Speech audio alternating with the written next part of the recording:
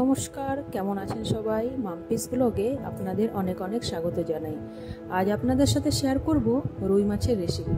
যারা নতুন রান্না শিখছেন বা রান্না একদমই জানেন না, তাদের জন্য এটা খুব গুরুত্বপূর্ণ ভিডিও। তো তাদেরকে ভিডিও দেখার জন্য অনুরোধ রইল।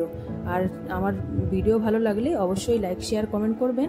আর হ্যাঁ, চ্যানেলটি সাবস্ক্রাইব করে দেবেন। তো এখানে আমি মাছ ধুয়ে রেখেছিলাম, নুন হলুদ দিয়ে মাখিয়ে রেখেছিলাম। আমার মাছগুলো এক এক সব ভাজা হয়ে গেল। এবার আমি ওই মাছের তেলের মধ্যেই দিয়ে দিলাম 5 ফোড়ন আর শুকনো লঙ্কা। তার মধ্যে দিলাম পেঁয়াজ কুচনো।